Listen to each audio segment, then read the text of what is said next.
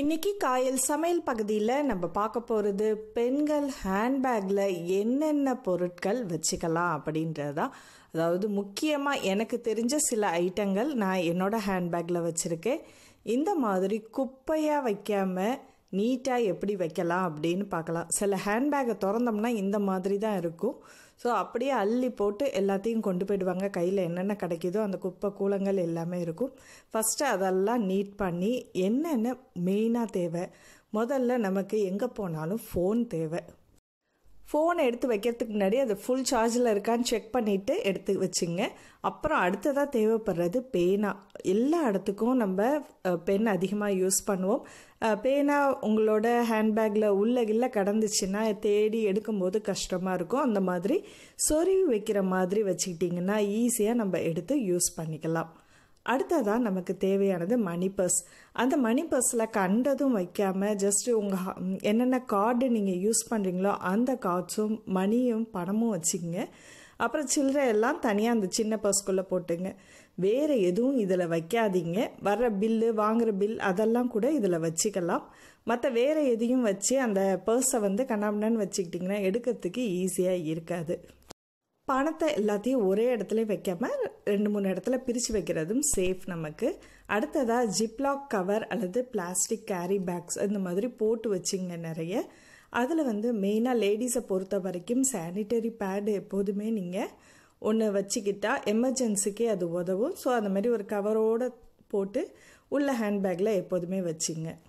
அப்புறம் மெடிசன்ஸ்லாம் போட்டு ஒரு கவரில் எடுத்து வச்சிங்க. மெயினாக ஹெட்ஏக் டேப்லெட் அல்லது வாமிட்டிங் இருந்துச்சுன்னா அந்த மாதிரி டேப்லெட், ஜெண்டுபாம் அந்த மாதிரி மெயினாக நீங்கள் உங்களுக்கு என்னென்ன டேப்லெட் தேவையோ அதை மட்டும் எடுத்து வச்சிங்க. இது சாதாரண ஸ்ப்ரே தான். அதாவது ஹெட்ஏக்கு அந்த உடம்பு வலிக்கெலாம் போடுறது இதுவும் கொஞ்சம் காரமாக இருக்கும். பெப்பர் ஸ்ப்ரே இருந்துச்சுன்னா அதையும் நீங்கள் பத்திரமா எடுத்து வச்சுக்கணும் ஹேண்ட்பேக்கில் எப்போதுமே. பெப்பர் ஸ்ப்ரே இல்லைன்றதுனால எமர்ஜென்சிக்கு நான் இந்த மாதிரி ஸ்ப்ரே வச்சுருக்கேன். டிஷ்யூ பேப்பர் அல்லது ஹேண்ட் டவல் எப்போதுமே இருக்கட்டும். வெட் டிஷ்யூவும் சரி, நார்மல் டிஷ்யூவும் அந்த மாதிரி எடுத்து வச்சிங்க. பெப்பர் ஸ்ப்ரேன்றது நமக்கு ஆன்லைன்லேயே கிடைக்குது. நீங்கள் பார்த்தீங்கன்னா வாங்கி யூஸ் பண்ணிங்க. அடுத்ததாக நம்ம கீ செயின். வீட்டில் உள்ள கீ செயினில் மொத்தத்தையும் அள்ளி போடாமல் ஜஸ்ட் எது மெயின் கீயோ அதை மட்டும் நீங்கள் யூஸ் பண்ணி வச்சிங்க. அடுத்ததாக நம்ம மேக்கப் கிட்டு. லேடிஸை பொறுத்த வரைக்கும் எல்லாமே வச்சுருக்கோம். எல்லா ஐட்டமும் உள்ளே போடாமல் டெய்லியாக யூஸ் பண்ணுறது, எமர்ஜென்சிக்கு தேவைப்படுறது ஒரு ஹேர் பின், ஒரு ரப்பர் பேண்ட், ஒரு சீப்பு அதை எடுத்து வச்சிங்க.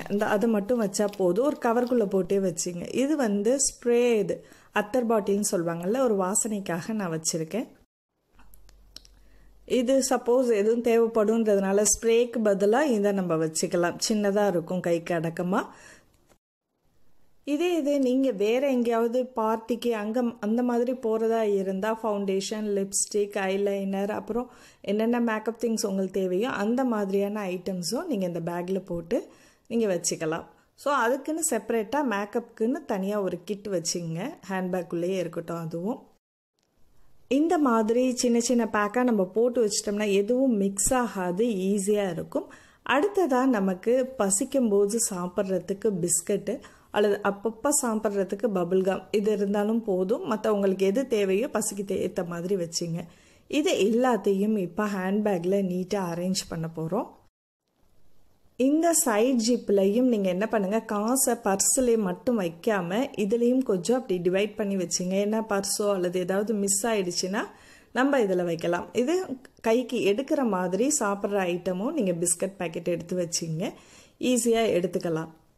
உங்களுக்கு இப்போ தேவைப்படாது, இப்போ எமர்ஜென்சியாக தேவைப்படாத ஐட்டம்ஸ் எல்லாத்தையுமே கீழே வச்சுருங்க. அதுக்கு மேலே நம்ம பர்ஸ் தான் மெயினாக இருக்கும். ஸோ கைக்கு எடுக்கிற மாதிரி அந்த பர்ஸும் வச்சிங்க.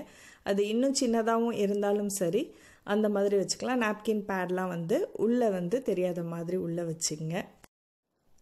அடுத்ததாக டிஷ்யூ பேப்பர்ஸ் எல்லாம் நீங்கள் முன்னாடி வச்சாலும் சரி, இல்லது அடிக்கடி யூஸ் பண்ணுறவங்க வெளியில் உள்ள ஜிப்பில் வச்சுக்கலாம்.